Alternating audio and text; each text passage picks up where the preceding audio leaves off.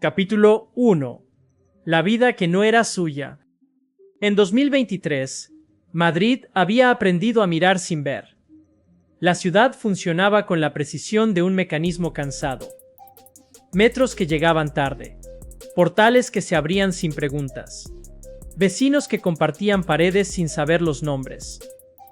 En ese anonimato cómodo, Álvaro Serrano había encontrado el lugar perfecto para desaparecer sin irse a ningún sitio. No era su nombre real. Ninguno lo era ya. Vivía en un piso alquilado en Carabanchel, tercero sin ascensor, muebles baratos, paredes desnudas. El contrato estaba a nombre de un hombre muerto hacía 3 años en Valencia. Nadie lo sabía. Nadie lo comprobaría. Álvaro se había asegurado de eso. Cada mañana seguía la misma rutina. Café solo, sin azúcar. Camisa planchada con una precisión casi obsesiva. Zapatos negros, siempre los mismos. Antes de salir, abría el cajón del escritorio y comprobaba que todo siguiera en su sitio. Un DNI, una tarjeta sanitaria, una tarjeta bancaria. Identidades ordenadas como herramientas. No eran recuerdos. Eran vidas prestadas. Trabajaba como administrativo en una gestoría pequeña cerca de Atocha. Un empleo discreto, mal pagado, invisible. Nadie le hacía demasiadas preguntas. Álvaro hablaba poco, sonreía lo justo, escuchaba mucho. Era fácil pasar desapercibido cuando uno entendía cómo funcionaba la gente. Nadie miraba 2 veces a quien no reclamaba atención. Pero esa mañana algo se había salido del guión. Al bajar las escaleras del portal, notó la sensación, no un ruido, no una presencia clara. Era más bien un desequilibrio, como si el aire no encajara del todo. Se detuvo un segundo, con la mano en la barandilla. Escuchó. Nada. Paranoia, se dijo. En la calle, Madrid rugía como siempre. Coches, motos, voces. Un repartidor discutiendo por teléfono. Demasiado normal. Caminó hacia el metro, pero la sensación persistía, adherida a la nuca, como un pensamiento incómodo. En el vagón, observó a su alrededor con discreción. Una mujer joven con auriculares, un hombre mayor leyendo el periódico, 2 adolescentes riéndose de algo que solo ellos entendían. Ninguno lo miraba, nadie lo reconocía. Perfecto. Sin embargo, al llegar a su parada, vio algo que le heló la sangre. Un cartel pegado junto al plano del metro. No destacaba, no gritaba. Era uno más entre anuncios de clases de inglés y conciertos locales. Pero Álvaro lo reconoció de inmediato. Una foto. Un nombre. Un rostro que había usado. No el actual. Uno antiguo. Muy antiguo. El pulso se le aceleró, aunque su cara no lo reflejó. Se acercó como quien lee un anuncio cualquiera. La imagen era borrosa, tomada de algún documento oficial. Debajo, un texto breve. ¿Lo has visto? Última localización conocida, Madrid. No había número de contacto. No había logotipo. Nada que explicara quién buscaba a ese hombre, ni por qué. Álvaro se apartó despacio, como si el cartel pudiera morderle. Durante años había sido meticuloso. No dejaba cabos sueltos. Cada identidad era usada, exprimida y abandonada con cuidado quirúrgico. Nadie debía poder seguir el rastro.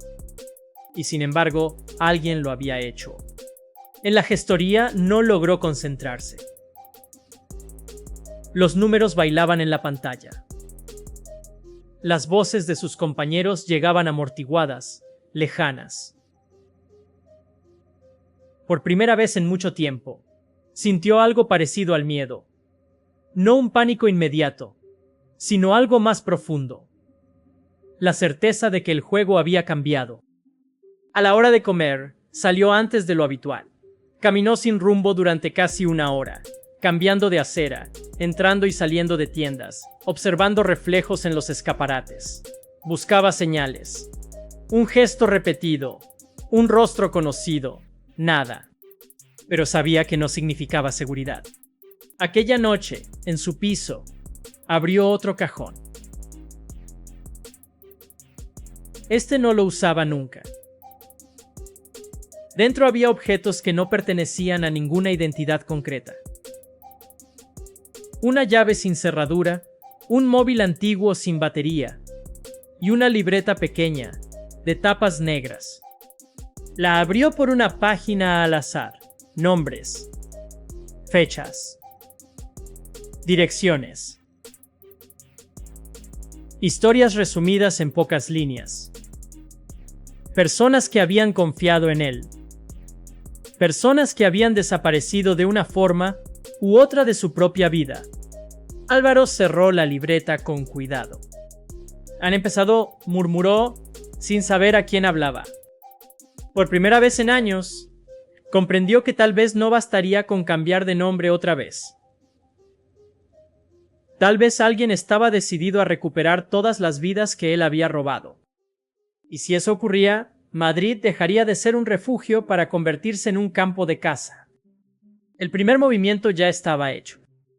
El siguiente decidiría quién sobreviviría con su identidad intacta. Capítulo 2. El rastro invisible.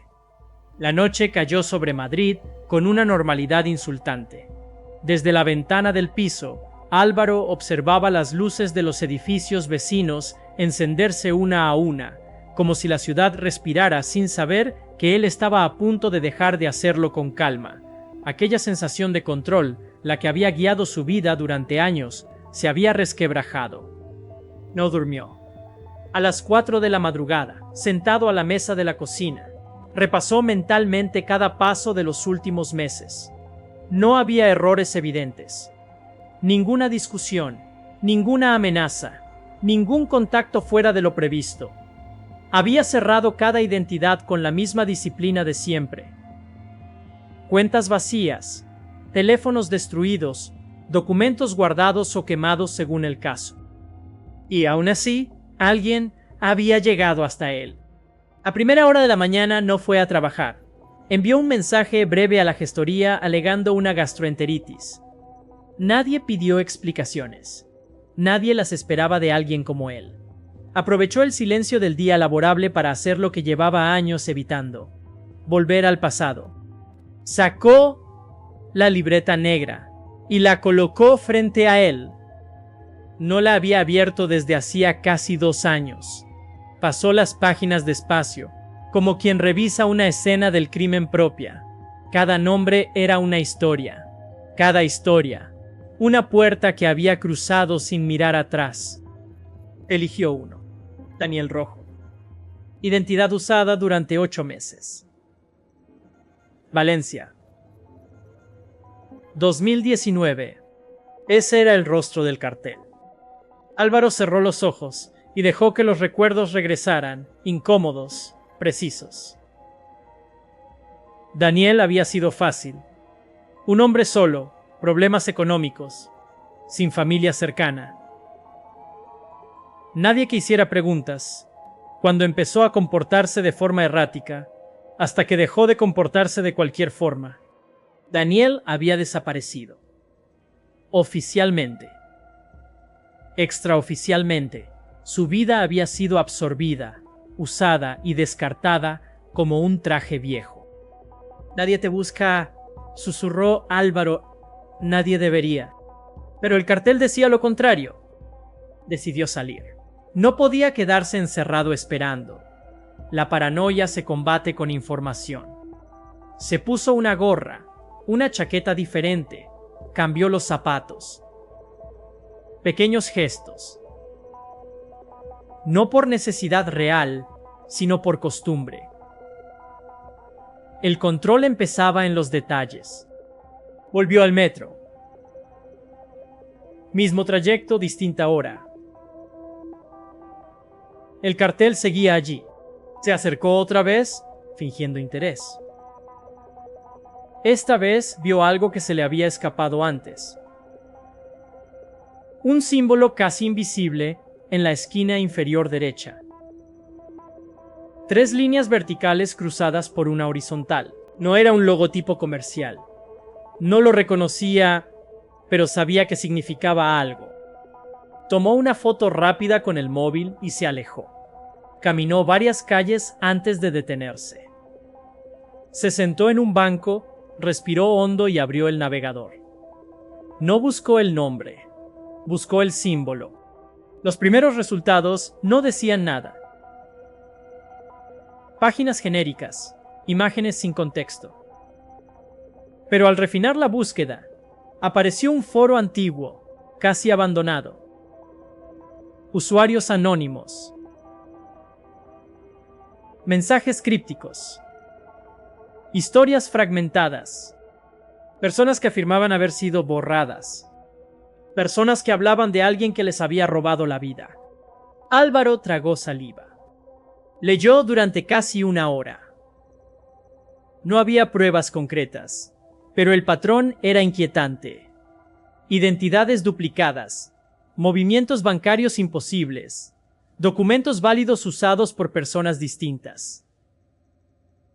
Casos archivados. Denuncias sin seguimiento.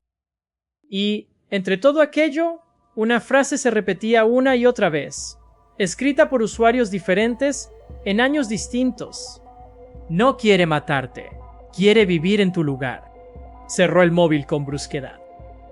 Por primera vez, Álvaro se vio a sí mismo desde fuera. No como un superviviente ingenioso, no como un hombre que había sabido escapar de una vida que no le pertenecía, sino como algo mucho más peligroso. Un ladrón de existencias. Al regresar a casa, notó algo fuera de lugar. La puerta estaba cerrada, sin signos de forzamiento, pero el aire era distinto, más denso, más ajeno. Entró con cuidado. Nada parecía cambiado, demasiado perfecto. Caminó hasta el dormitorio y entonces lo vio. Sobre la cama, perfectamente centrado, había un sobre blanco. No tenía nombre, no tenía sello. Solo una frase escrita a mano, con una letra firme, segura. No todas las vidas se olvidan. Álvaro se sentó despacio, como si las piernas ya no le respondieran. Aquello no era una amenaza impulsiva. Era un mensaje calculado. Alguien conocía su dirección. Alguien había entrado sin dejar rastro.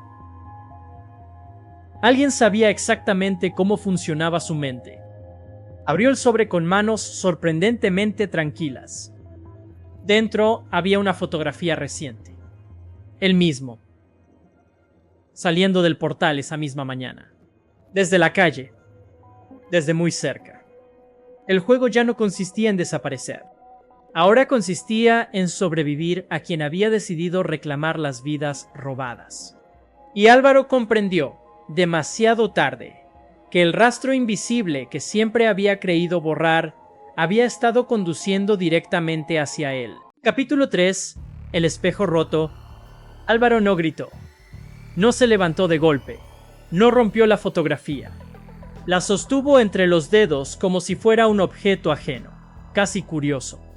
Él mismo, capturado en un instante cotidiano. La mano en el bolsillo, la mirada distraída, el gesto automático de quien cree que nadie lo observa. La precisión del encuadre le provocó un escalofrío lento, profundo. Aquella imagen no era una amenaza visceral. Era una demostración de poder. Tranquilo, se dijo en voz baja. ¿Piensa? Había sobrevivido a situaciones peores. O eso creía. Recorrió el piso con atención milimétrica. Cajones, armarios, el baño, la cocina. Nada faltaba. Nada estaba fuera de lugar. El intruso no había buscado robar. Había querido ser visto sin ser descubierto. Un mensaje claro: puedo entrar cuando quiera. Volvió al dormitorio y se sentó en el borde de la cama. La libreta negra seguía escondida donde siempre. La comprobó, intacta. Aquello le tranquilizó solo unos segundos. Si la habían dejado allí, era porque no la necesitaban. O peor, porque ya sabían lo que contenía. Álvaro tomó una decisión que llevaba años evitando. Encendió el portátil viejo, el que nunca se conectaba a su red habitual. Introdujo una contraseña larga, absurda, memorizada desde hacía tiempo. No buscaba información pública, buscaba ecos. Usó nombres que no figuraban en ninguna parte. Alias creados solo para contactar con personas como él. Gente que vivía en los márgenes legales, cambiando de piel cuando era necesario. No todos eran criminales. Algunos solo huían. Otros... no. Uno respondió. El nombre de usuario era Nadie, recuerda. Has vuelto demasiado tarde. Álvaro leyó el mensaje varias veces antes de escribir. Me han encontrado. La respuesta no tardó. Nunca dejaste de estar ahí. Solo creíste que sí. Sintió un nudo en el estómago. Aquella persona sabía demasiado. Hay gente buscando a los que hicieron lo que tú hiciste. No es justicia, es ajuste de cuentas. Álvaro cerró los ojos. Ajuste de cuentas. Esa palabra le pesó más que cualquier amenaza. No fui el único, murmuró. Escribió de nuevo. ¿Quiénes son? Pasaron varios minutos sin respuesta. Cuando llegó fue escueta. Víctimas que aprendieron a no serlo. El portátil emitió un pitido leve. Alguien estaba intentando rastrear la conexión. Álvaro cerró todo de inmediato y retiró la batería. El sudor frío le recorrió la espalda. Ya no estaba solo en aquel tablero invisible. Esa noche salió de casa. No podía quedarse. Empaquetó lo imprescindible. Un móvil antiguo, la libreta negra. Dejó el resto otras veces. Pero esta huida era distinta. No había un nuevo comienzo al otro lado, solo más sombras. Caminó durante horas. Cambió de autobús, cruzó barrios, evitó cámaras por pura inercia. Terminó en un bar de carretera, uno de esos lugares donde nadie hace preguntas, porque todos tienen algo que ocultar. Pidió café. Fuerte. Amargo. Mientras removía la taza, notó una presencia frente a él. Una mujer se sentó sin pedir permiso. 30 y tantos, mirada cansada, pero alerta. No sonreía. Daniel Rojo, dijo ella en voz baja. Álvaro alzó la vista despacio. Hace años que nadie me llama así. Para mí no, respondió ella. Para mí sigue siendo el nombre de mi hermano. El tiempo pareció detenerse. El ruido del local se volvió lejano, irrelevante. Álvaro sostuvo la mirada sin saber qué decir. No había frase posible que cerrara aquel abismo. No vengo a matarte, continuó ella, eso sería demasiado fácil. Vengo a que me escuches. Él apoyó las manos sobre la mesa. Temblaban apenas. No puedes probar nada. La mujer inclinó la cabeza. No necesito probarlo. Solo necesito que entiendas algo. No robaste una vida vacía. Robaste una historia que seguía latiendo, incluso después de desaparecer. Se levantó y dejó algo sobre la mesa. Una copia del cartel. El mismo símbolo en la esquina. Esto no ha hecho más que empezar, dijo antes de marcharse. Y esta vez, no hay identidad a la que huir. Álvaro se quedó solo, mirando el papel, comprendiendo por fin que el mayor error de su vida no había sido robar identidades, sino creer que las vidas robadas no dejaban huella. Capítulo 4. La ciudad que no olvida. Madrid amanecía con una luz gris, espesa, como si la ciudad también arrastrara insomnio. Álvaro llevaba horas despierto, sentado en una pensión barata cerca de Atocha, mirando un techo con manchas de humedad que parecían mapas de países inexistentes. No había dormido. Cada vez que cerraba los ojos, veía el símbolo del cartel, la fotografía, el rostro de la mujer del bar pronunciando el nombre que creía enterrado. Daniel Rojo. Ese nombre ya no debía existir. Había sido borrado con precisión quirúrgica años atrás, reemplazado por una vida prestada, limpia, funcional. Pero alguien estaba desenterrando los restos con paciencia y rabia. Se levantó y fue al baño. El espejo devolvió una imagen que le resultó incómoda. Barba de varios días, ojeras profundas, una expresión que ya no sabía fingir normalidad. Se apoyó en el lavabo y sostuvo su propia mirada. Durante años había vivido sin verse realmente, interpretando un papel distinto en cada ciudad. Ahora, por primera vez, no sabía quién estaba observando. No eres tú, se dijo. Nunca lo fuiste del todo. Se duchó rápido, como si el agua pudiera borrar algo más que el cansancio. Al vestirse, comprobó por enésima vez la libreta negra. Aquella libreta era su condena y su salvavidas. Nombres, fechas, lugares, identidades creadas y destruidas. Personas que habían desaparecido legalmente gracias a él. Algunas para esconderse. Algunas para no ser encontradas jamás. Salió a la calle con la capucha subida. Madrid bullía, ajena a su guerra privada. Eso era lo más aterrador, la normalidad. La gente seguía viviendo mientras él comenzaba a comprender que su pasado estaba reclamando espacio en el presente. Entró en un locutorio. Aún quedaban algunos, resistiendo como fósiles urbanos. Compró una tarjeta prepago y usó un terminal público. Marcó un número que no utilizaba desde hacía casi una década. Sonó 3 veces. «Sabía que llamarías», dijo una voz masculina, ronca. «Tardaste más de lo esperado». «Esteban», respondió Álvaro. «Me han localizado». Hubo un silencio pesado al otro lado. Entonces dijo finalmente, «lo que temíamos».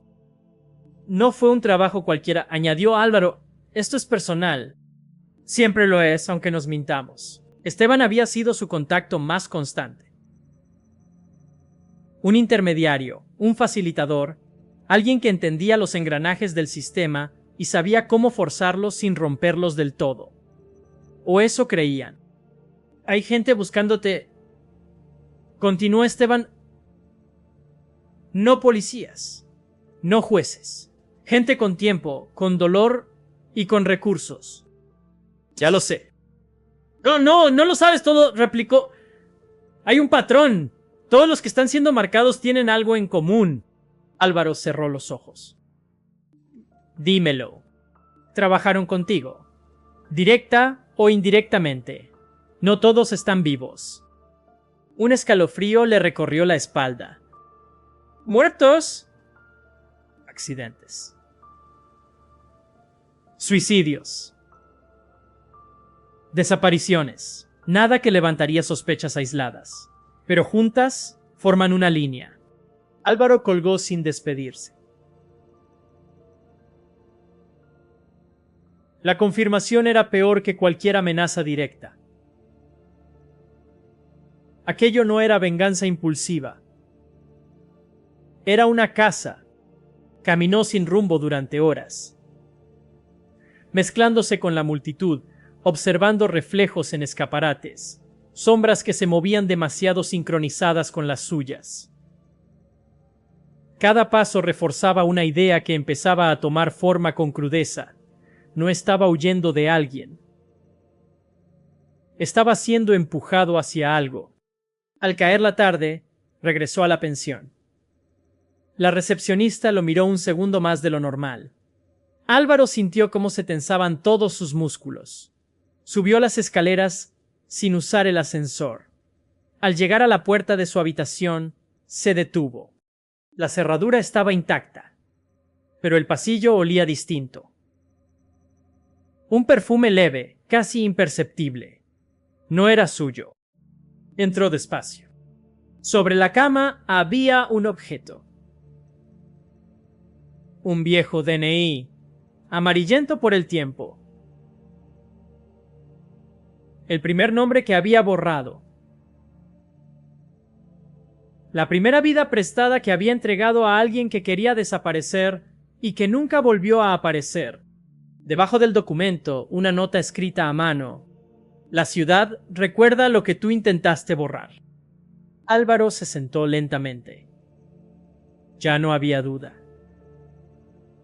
Alguien estaba reconstruyendo su historia pieza por pieza, y cuanto más se resistiera, más víctimas aparecerían alrededor.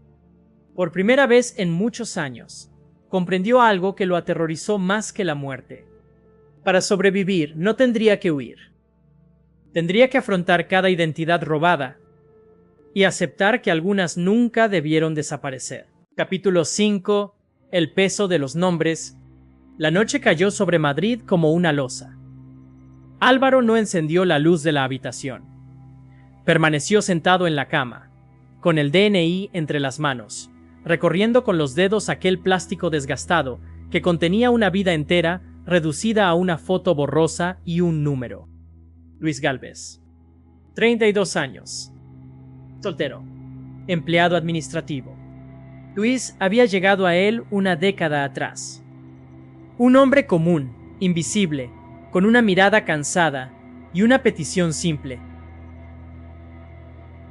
Quiero dejar de existir. No huía de la justicia ni de una deuda concreta. Huía de sí mismo. Álvaro le proporcionó una salida limpia, documentos nuevos, un futuro en otra ciudad. Nunca volvió a saber de él, hasta ahora. El mensaje era claro. Alguien sabía exactamente por dónde empezar. Guardó el DNI en la libreta negra y salió de la pensión sin hacer ruido. No podía quedarse allí. Cada minuto inmóvil era una invitación al desastre. Caminó durante horas hasta que llegó a Lavapiés, donde las calles estrechas aún conservaban cierta protección en su caos. Entró en un bar pequeño, con luces cálidas y música baja. Pidió un café solo. No tenía hambre. Nunca la tenía cuando el pasado comenzaba a respirarle en la nuca. Observó a la gente. Parejas discutiendo en susurros. Un hombre solo mirando el móvil. Una mujer leyendo un libro sin pasar página. Todos eran potenciales versiones alternativas de las vidas que había tocado. Personas que, con una decisión distinta, podrían haber acabado en su libreta. El móvil vibró. Número desconocido. No contestó. Volvió a vibrar. Habla, dijo al fin en voz baja. Has recibido el primero, dijo una voz femenina, tranquila. Me preguntaba cuánto tardarías en entender el mensaje. Álvaro se tensó. ¿Quién eres? Alguien que también perdió un nombre respondió.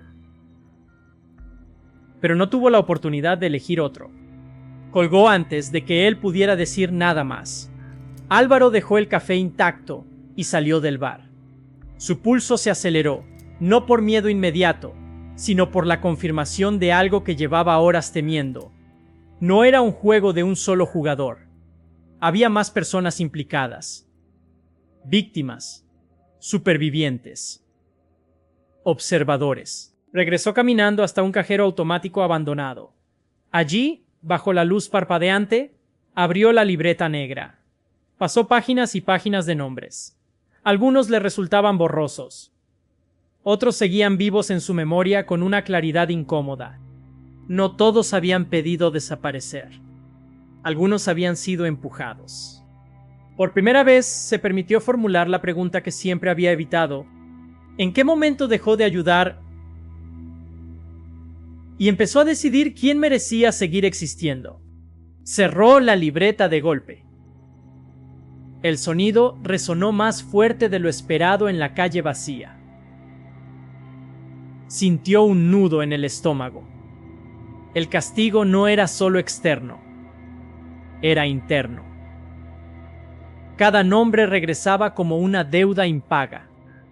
Volvió a la pensión solo para recoger sus cosas.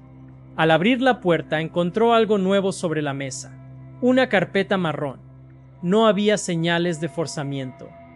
Quien había entrado sabía exactamente cómo hacerlo. Dentro había fotografías. Personas caminando por distintas ciudades. Algunas sonreían. Otras miraban al suelo. Todas tenían algo en común.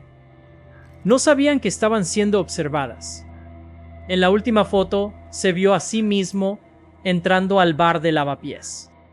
Álvaro sintió un frío profundo, distinto al miedo. Era la certeza de estar atrapado dentro de una narrativa que ya no controlaba. Al fondo de la carpeta, una hoja escrita con una caligrafía firme. Cada nombre que borraste sigue vivo en alguien más. Vamos a devolverlos. Uno por uno. Abajo, una fecha y una dirección. Álvaro cerró los ojos durante unos segundos. Cuando los abrió, tomó una decisión que llevaba años evitando: dejar de esconderse detrás de identidades ajenas. Si querían jugar a reconstruir el pasado, él estaría allí. No como intermediario, no como facilitador, sino como responsable, porque entendía, al fin, que las vidas prestadas nunca se devuelven sin un precio. Capítulo 6. La dirección. La dirección escrita al final de la hoja lo llevó hasta un barrio que Álvaro conocía demasiado bien: Carabanchel. Bloques antiguos, portales estrechos, patios interiores donde las voces se mezclaban y se perdían. Había trabajado allí en sus primeros años, cuando aún se decía a sí mismo que todo tenía sentido, que cada identidad nueva era una segunda oportunidad. Ahora sabía que también había sido una condena diferida. Llegó al edificio poco antes de la medianoche. No había nadie en la calle. Solo una farola parpadeando y el eco lejano de un televisor encendido en algún piso alto. El portal estaba abierto. Demasiado fácil. Siempre lo era. Subió por las escaleras, contando los peldaños sin darse cuenta. El tercer piso olía a lejía y humedad. La puerta del fondo estaba entreabierta. Empujó despacio. El piso estaba vacío. No abandonado, sino despojado. Sin muebles, sin cuadros, sin cortinas. Solo una silla en el centro del salón y una grabadora antigua apoyada sobre ella. De esas que usan cintas. Álvaro se detuvo en seco. La grabadora empezó a reproducirse sola. Si estás escuchando esto, es porque has decidido venir, dijo una voz masculina, cansada. Eso significa que aún te queda algo de conciencia. Álvaro cerró la puerta tras de sí. El clic sonó definitivo. Me llamo Andrés Molina, continuó la voz. O al menos así me llamaba cuando tú decidiste que ese nombre ya no servía. El aire se volvió espeso. Álvaro recordaba a Andrés demasiado bien. No había pedido desaparecer.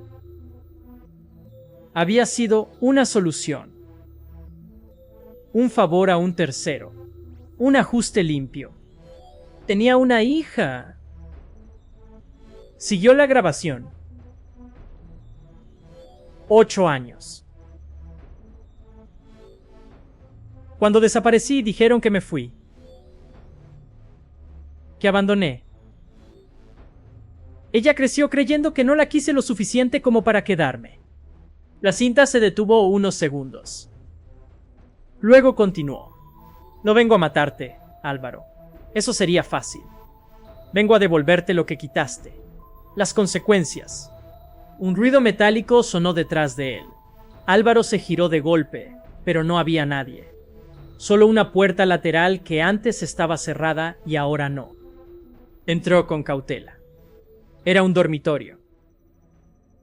En las paredes, fotografías clavadas con chinchetas, personas, fechas, ciudades, hilos rojos uniendo rostros como en un mapa de guerra.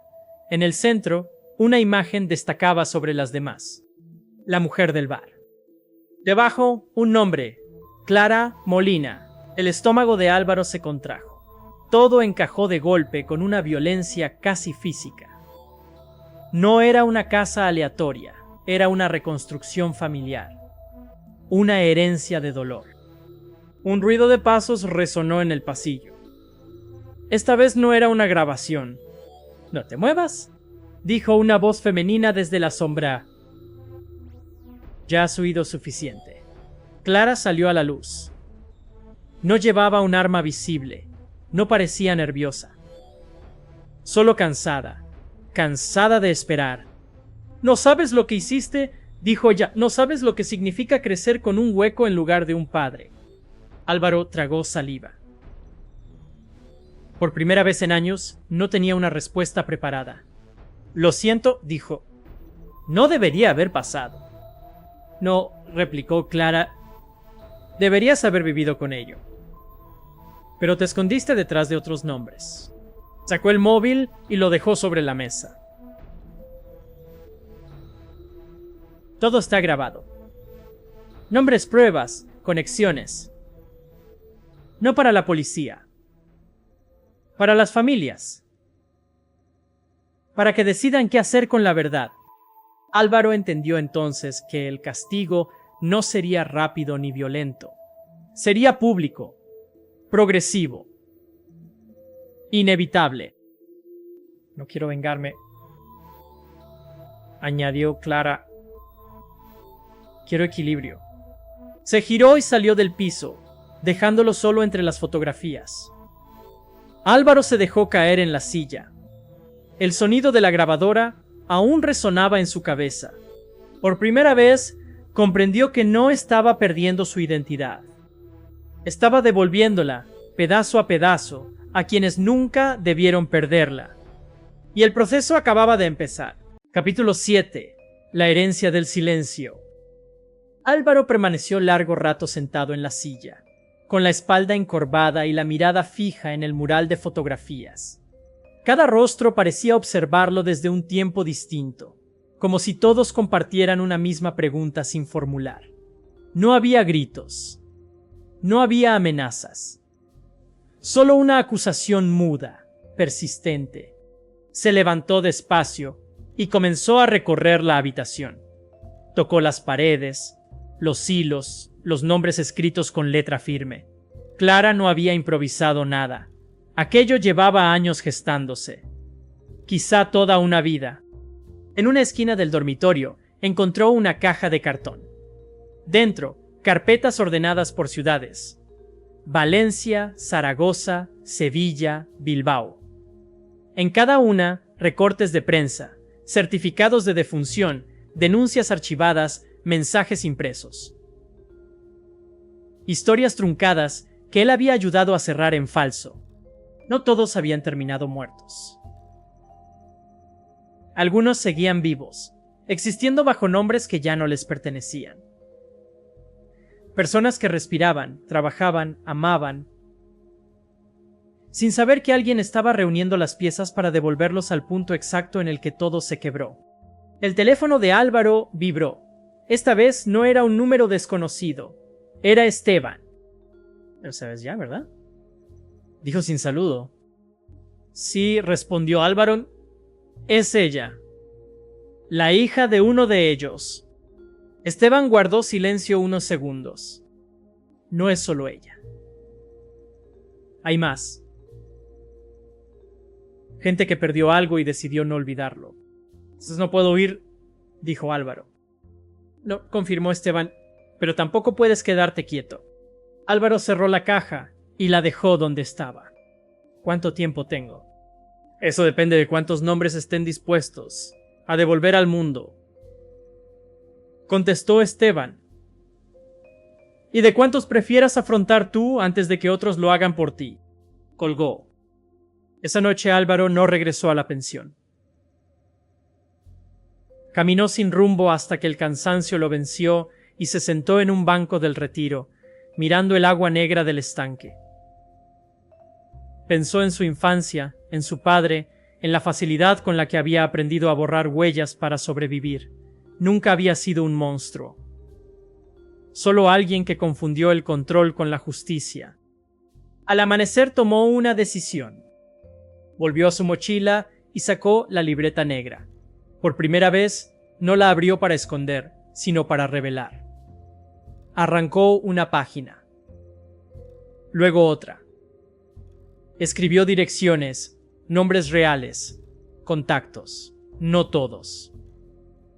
No aún. Pero lo suficientes para enviar un mensaje claro. Esa misma mañana, en distintos puntos de la ciudad, varias personas recibieron correos anónimos, sobres sin remitente, llamadas breves. Fragmentos de verdad que no podían ignorar. Al mediodía, Clara recibió uno de esos mensajes. No era una amenaza. No era una súplica.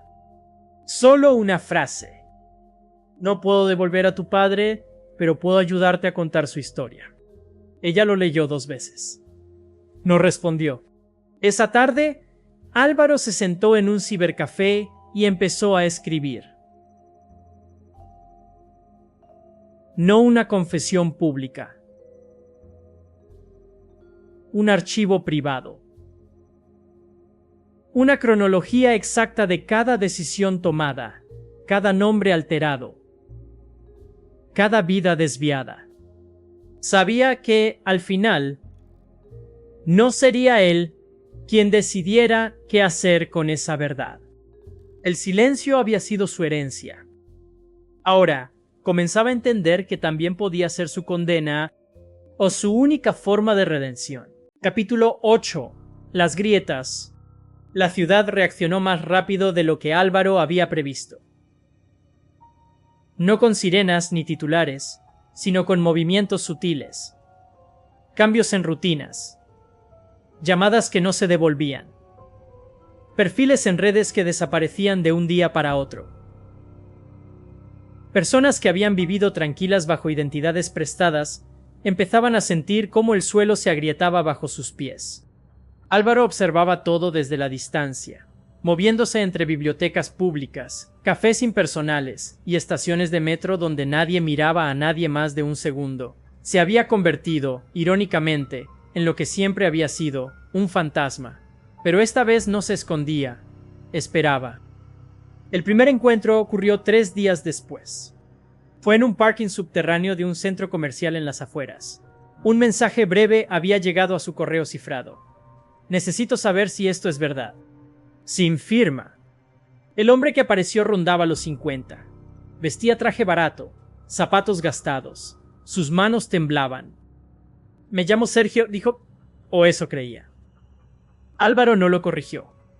Encontré una carpeta en mi buzón, continuó. Fotos mías en otra ciudad. Otro trabajo. Otro nombre. Dice que tú puedes explicarlo. Álvaro respiró hondo. No puedo deshacerlo, dijo. Solo puedo contarte cómo ocurrió. Sergio rió sin humor. Toda mi vida es un préstamo, ¿no? No hubo reproches. Solo cansancio. Cuando se marchó, Álvaro supo que ese no sería el último. Cada encuentro dejaba una marca invisible. Una grieta más en la estructura frágil que había sostenido su mundo durante años. Esa misma noche, Clara volvió a contactar. «Estás acelerando las cosas», dijo por teléfono. «Algunas familias no están preparadas». «Nunca lo estarán», respondió Álvaro. «Pero la verdad tampoco espera». «Hay gente que no quiere justicia», añadió ella. «Quiere castigo». «Lo sé». Hubo un silencio incómodo. «¿Y tú qué quieres?», preguntó Clara. Álvaro miró por la ventana del hostal donde se alojaba ahora. Vio luces encenderse, apagarse, vidas que seguían. ¿Que esto termine sin más muertos?, dijo al fin. Clara no respondió de inmediato. Entonces vamos a tener que elegir con cuidado a quién despertamos, contestó. Porque algunos monstruos prefieren seguir dormidos, colgó. Horas después, Álvaro descubrió que alguien había entrado en su habitación. No se habían llevado nada. Solo habían dejado una marca. La libreta negra abierta sobre la mesa, con una página señalada. Un nombre estaba rodeado en rojo. Daniel Rojo. El mismo nombre que creía enterrado. El mismo que había aparecido al principio de todo. Álvaro cerró la libreta con manos firmes. La grieta principal no estaba en los demás. Estaba en él. Y entendió, demasiado tarde, que alguien no quería solo la verdad. Quería provocar una caída. Capítulo 9. El nombre prohibido. Daniel Rojo era el nombre que Álvaro nunca escribía. No figuraba en listas, ni en cronologías, ni en notas marginales. No era una identidad prestada más. Era el origen. El punto exacto donde la línea se torció y ya no volvió a enderezarse. Cerró la libreta y la guardó en el fondo de la mochila. Afuera, Madrid seguía respirando con su ritmo habitual. Pero para él, la ciudad había adquirido un pulso distinto, como si cada semáforo y cada portal marcaran el compás de una cuenta atrás. Se trasladó a un piso compartido alquilado por días. No dejó rastro. No usó tarjetas. Compró comida en efectivo. Aún así, sabía que el cerco no dependía de tecnología. Dependía de memoria. Esa noche soñó con Daniel. No con un rostro claro, sino con una habitación blanca, un escritorio vacío y una silla ocupada por alguien que no levantaba la cabeza. En el sueño, Álvaro sabía que, si la figura alzaba la mirada, todo terminaría. Despertó sobresaltado. El teléfono vibró. Un mensaje de Clara. Tenemos que hablar. No por teléfono. Mañana. Cementerio Sur, 18. Álvaro entendió el simbolismo sin necesidad de pensarlo. Aceptó. Durante el día, intentó avanzar en el archivo que estaba redactando, pero cada vez que llegaba al año en que Daniel Rojo desapareció, sus manos se detenían. Los recuerdos no eran confusos, eran demasiado nítidos. Daniel no había pedido ayuda. Daniel no había huido. Daniel había sido sacrificado para proteger a otros. A las 6 en punto, el cementerio sur estaba casi vacío. Clara lo esperaba junto a una fila de nichos sin flores recientes. Vestía de negro, sin dramatismo. Cuando lo vio acercarse, no sonrió. «¿Hay alguien más?», dijo. «Alguien que no conoces». «¿Quién?», preguntó Álvaro. «Alguien que perdió todo por culpa de Daniel Rojo». El nombre cayó entre ellos como una piedra. «¿No puedes traer eso aquí?», dijo Álvaro, con voz tensa. «No puedo detenerlo», respondió Clara, «y tú tampoco». Caminaron hasta una zona apartada. Un hombre los esperaba. 50 y tantos. Rostro afilado. Mirada fija, sin parpadear. «¿Tú eres Álvaro?», dijo. «O como te llames hoy». «¿Y tú eres?», empezó él. «El hermano de Daniel». El silencio que siguió fue absoluto. Incluso los pájaros parecieron desaparecer. «Durante años creí que nos había abandonado», continuó el hombre. «Luego descubrí que nunca existió la versión que nos contaron, que alguien decidió por él». Miró a Álvaro con una mezcla de odio y alivio. «No quiero venganza», dijo. «Quiero el resto de la historia». Álvaro sintió cómo algo se quebraba por dentro. Ya no había estrategia posible. Solo verdad o derrumbe. Entonces tendrás que escucharla toda, dijo, incluso la parte que me condena. El hombre asintió. Clara dio un paso atrás. Sabía que ese encuentro era un punto de no retorno. Mientras se alejaban del cementerio, Álvaro comprendió que el nombre prohibido ya no podía permanecer enterrado. Daniel Rojo no era solo un recuerdo. Era la llave que abriría todas las puertas o las cerraría para siempre. Capítulo 10. La confesión. Se refugiaron en un bar antiguo, de esos que sobreviven a base de rutina y anonimato. Mesas de mármol, camareros que no preguntan nada, relojes detenidos en otra década. Álvaro eligió el lugar con cuidado.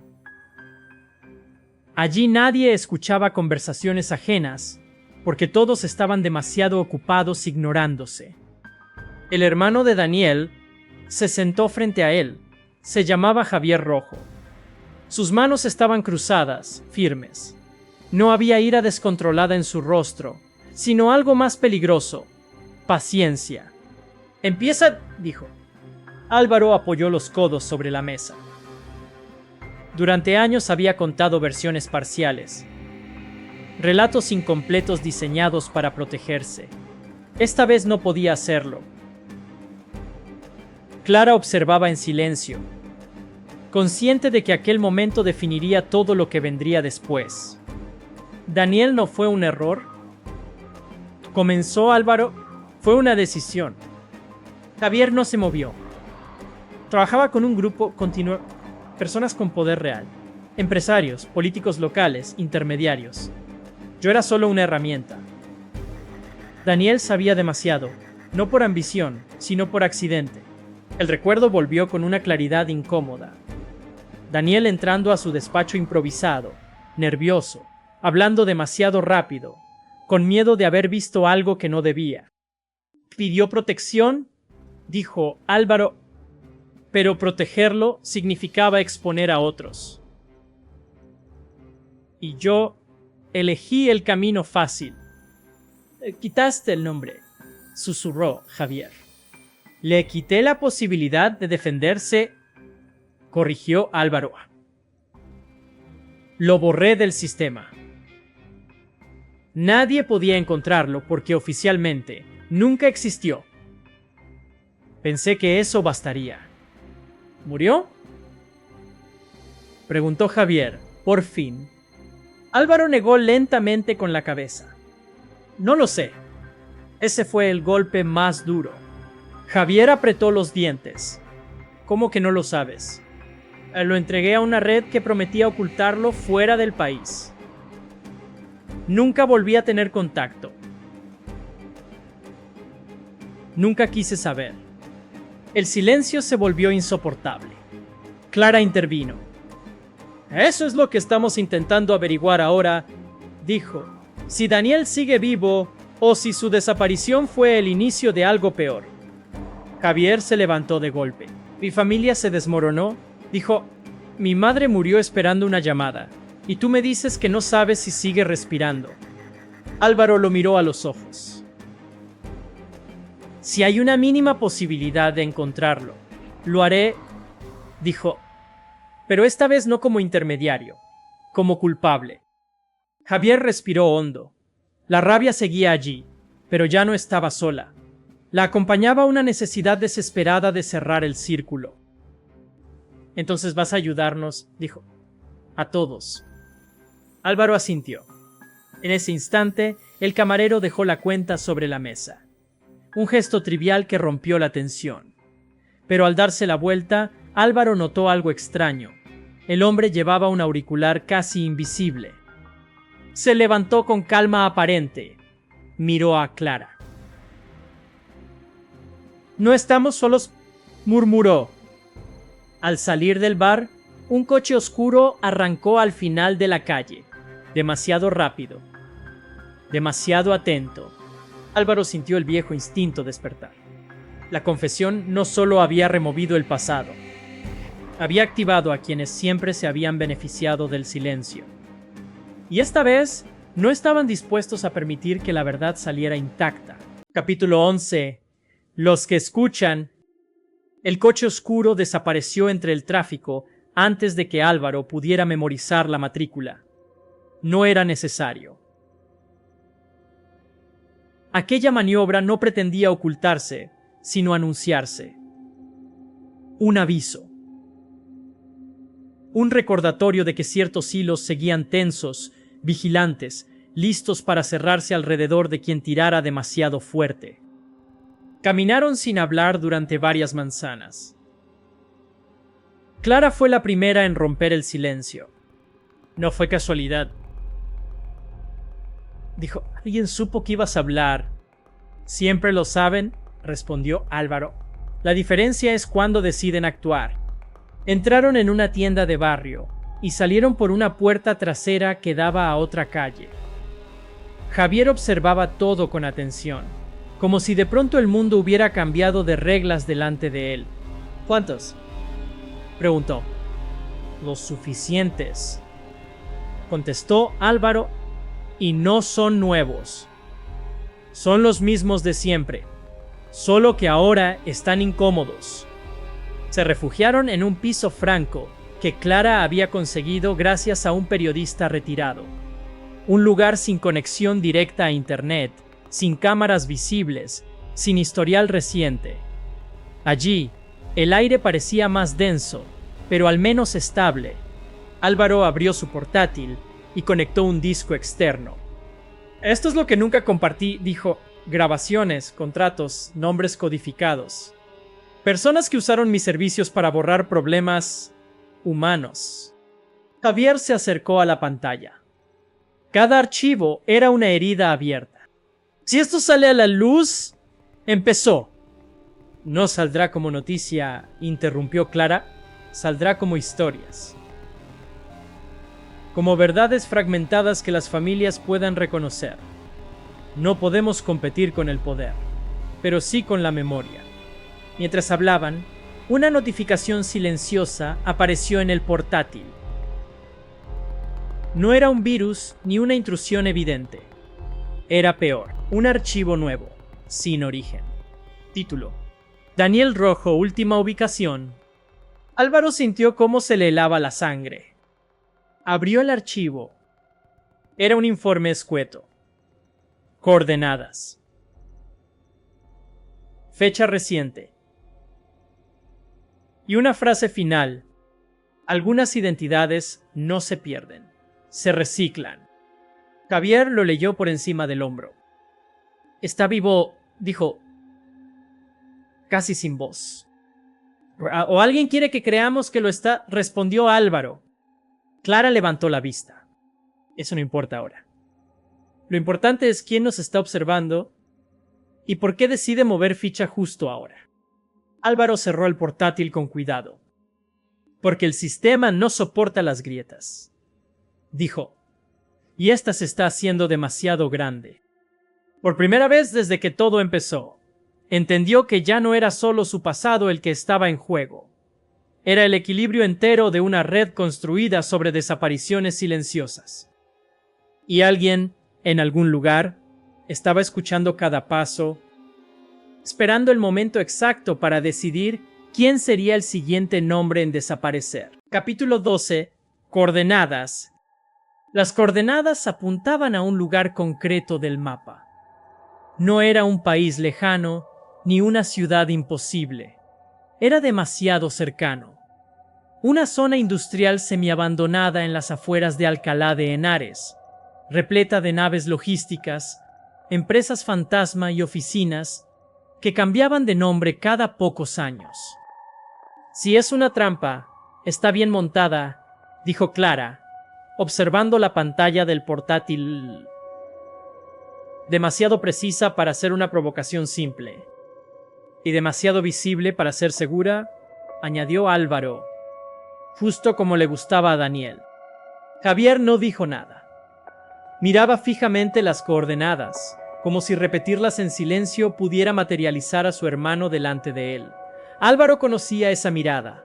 La había visto en otros antes. La mezcla exacta de esperanza y miedo que paraliza. No vamos los tres, decidió Clara. Si esto sale mal, alguien tiene que quedarse con el material. Voy yo, dijo Javier de inmediato. No, respondieron Álvaro y Clara al mismo tiempo. Álvaro respiró hondo. Voy yo, repitió, si Daniel sigue vivo, me reconocerá. Y si no, yo soy el objetivo lógico. Clara dudó unos segundos, pero asintió. ¿Tienes 6 horas? Dijo. Si no vuelves, publicamos todo. Álvaro salió del piso poco antes del amanecer. Tomó un tren regional y luego un autobús. Ningún taxi, ningún rastro innecesario. El paisaje urbano se fue diluyendo en naves grises y carreteras secundarias. La nave indicada estaba al final de una vía muerta, sin rótulos, sin actividad aparente. Una cadena oxidada colgaba de la verja, pero la puerta lateral estaba abierta. Entró. El interior estaba limpio. Demasiado. Sin polvo, sin maquinaria, sin huellas recientes. Excepto una silla en el centro y una cámara de vídeo encendida. «Sabía que vendrías», dijo una voz desde los altavoces. «Siempre fuiste incapaz de dejar una historia a medias». Álvaro giró lentamente sobre sí mismo. «¿Dónde está Daniel?», preguntó. «Cerca», respondió la voz. «Tan cerca como tú lo estuviste de salvarlo, y no lo hiciste». Las luces se encendieron de golpe. En una pantalla apareció una imagen borrosa. Un hombre mayor, con barba canosa y mirada cansada, sentado frente a una ventana. Álvaro sintió cómo se le cerraba el pecho. «¿Daniel?», susurró. El hombre levantó la vista. Tardó unos segundos en enfocar. «Álvaro», dijo. «Pensé que nunca volvería a oír tu nombre». La transmisión se cortó. «Si quieres volver a verlo, continuó la voz. Tendrás que hacer algo por nosotros». «Algo sencillo». Álvaro cerró los puños. «Ya no trabajo para nadie», dijo. La voz rió suavemente. «Eso crees. Pero las vidas prestadas siempre generan intereses. Y ha llegado el momento de cobrarlos». La nave quedó en silencio. Álvaro entendió entonces que encontrar a Daniel no sería un rescate. Sería un intercambio. Y el precio aún no había sido revelado. Capítulo 13. El precio. La nave quedó en silencio tras el apagón de la pantalla. Álvaro permaneció inmóvil durante varios segundos, intentando controlar la respiración. No era el miedo lo que le atenazaba, sino la certeza de haber entrado en una estructura mucho más grande de lo que había imaginado. Daniel estaba vivo, o al menos lo había estado hacía poco. Eso cambiaba todas las reglas. Salió de la nave sin que nadie intentara detenerlo. Demasiado fácil. El verdadero encierro no estaba allí, sino en la información que ahora llevaba consigo. Regresó a Madrid usando rutas distintas, evitando cámaras evidentes, observando reflejos en cristales. Cuando llegó al piso franco, Clara y Javier lo esperaban con una tensión que no necesitaba palabras. «Está vivo», dijo Álvaro nada más entrar. Javier se llevó las manos a la cara. No lloró, no gritó. Solo se sentó, como si las piernas ya no pudieran sostenerlo. «Pero no es libre», continuó Álvaro, «y no quieren que lo sea». Clara cerró la puerta con llave. «¿Qué te pidieron?». Álvaro dudó. No porque no supiera qué decir, sino porque verbalizarlo lo hacía real. «¿Quieren que borre a alguien?», dijo. «Una última vez». El silencio cayó como una losa. «¿Quién?», preguntó Clara. «Una periodista», respondió. Está siguiendo el rastro de desapariciones desde otro ángulo.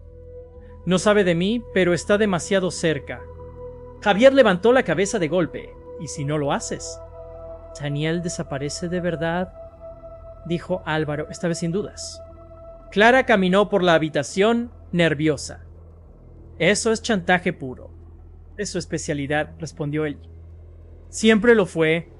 Se sentaron alrededor de la mesa. El disco duro, la libreta negra y el portátil estaban allí, como piezas de un tablero que nadie había querido montar. Si aceptas, dijo Clara, te conviertes de nuevo en lo que eras. Y si no, respondió Álvaro, condeno a un hombre que ya sacrifiqué una vez. Javier habló por primera vez con voz firme. Mi hermano no querría vivir al precio de otra vida borrada. Álvaro lo miró. Aquella frase lo atravesó más que cualquier amenaza. ¿No lo sabes?, dijo en voz baja. Cuando el miedo se instala, la moral se vuelve flexible. Clara se detuvo frente a él. Escucha, dijo, si quieren que borres a una periodista, es porque ella puede destruirlos.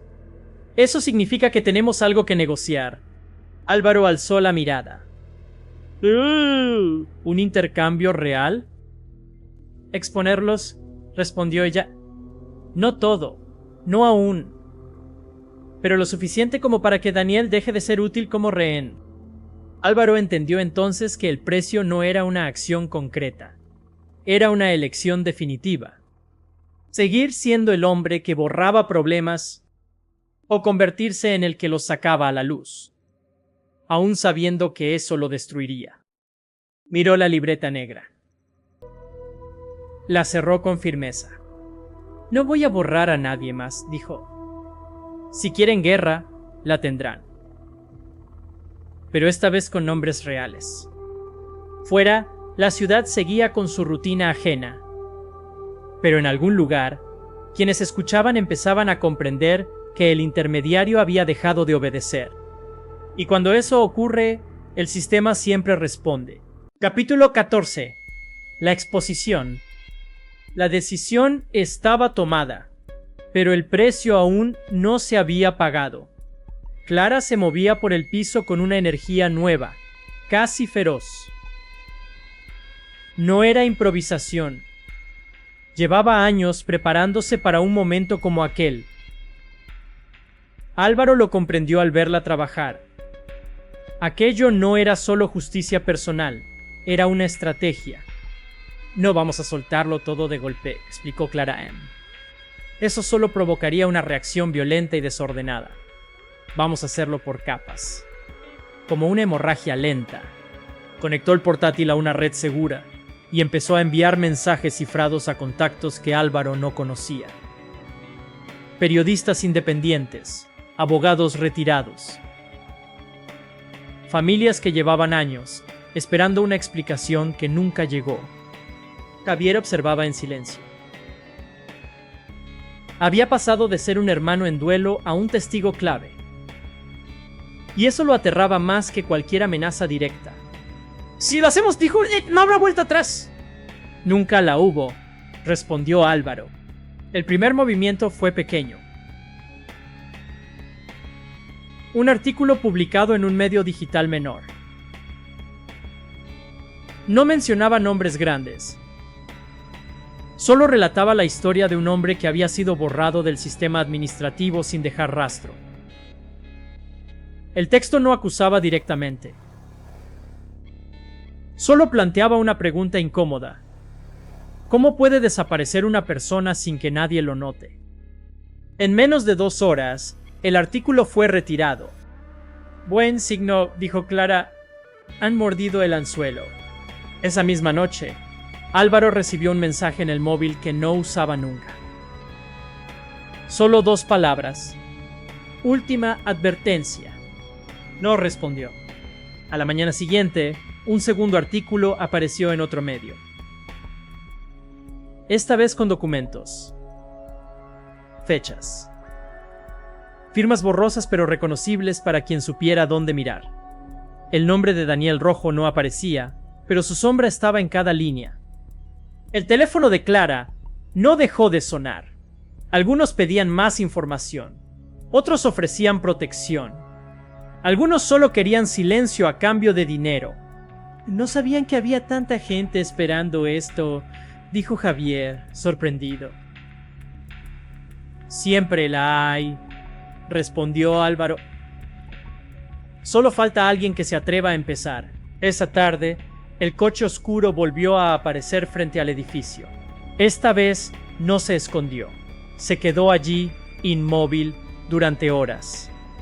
Álvaro lo observó desde la ventana. ¿Vienen a cerrar el asunto?, dijo, a su manera. Clara cerró el portátil. Entonces tenemos que acelerar. Subió un último archivo a la red. No completo, no definitivo, pero lo suficientemente claro como para que ya no pudiera ser ignorado. Minutos después, las luces del barrio parpadearon. El coche arrancó y desapareció. Álvaro sintió un cansancio profundo, no físico, existencial. Sabía que lo que venía después no sería limpio ni rápido, pero por primera vez en años, no estaba huyendo. Había elegido un lado. Y en algún lugar Daniel Rojo estaba observando cómo su nombre, enterrado durante años, empezaba a emerger a la superficie, reclamando su lugar, aunque eso significara incendiar todo lo que lo rodeaba. Capítulo 15. El precio final. La mañana amaneció con una calma falsa, de esas que anuncian tormenta. Madrid seguía su rutina indiferente mientras, en las pantallas de móviles y ordenadores, el nombre que durante años había sido borrado empezaba a circular sin control. Daniel Rojo. No era aún un escándalo nacional, pero ya no podía ocultarse.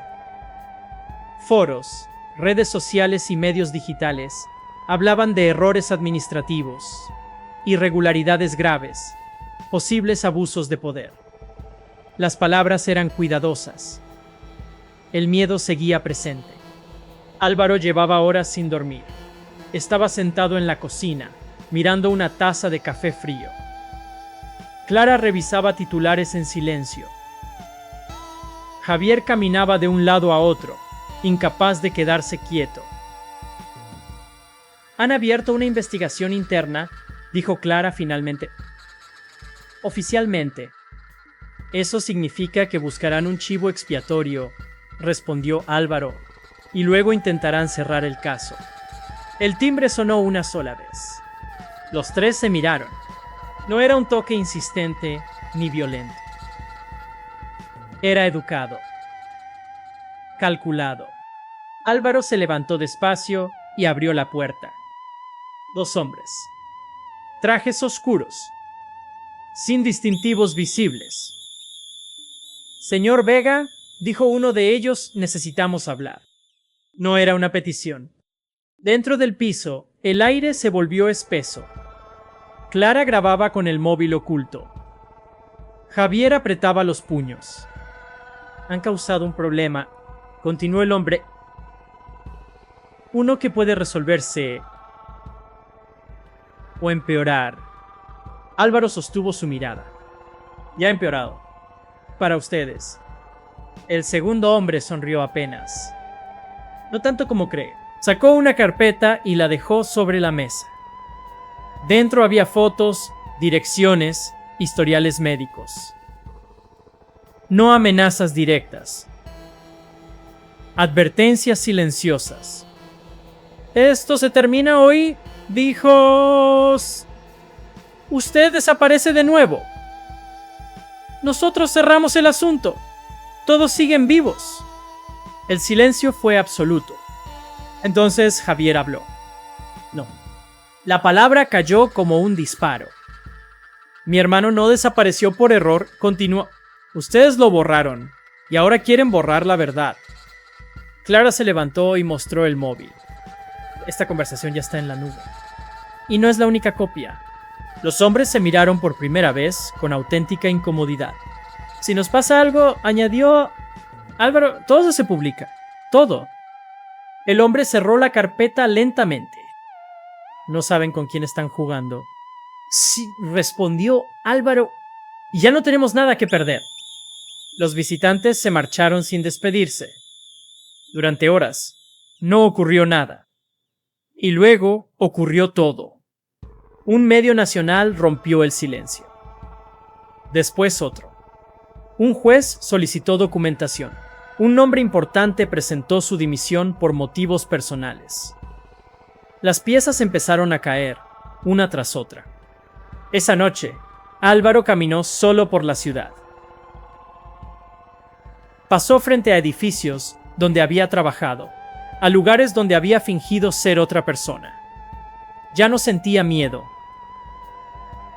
solo una tristeza profunda por todo lo que había costado llegar allí.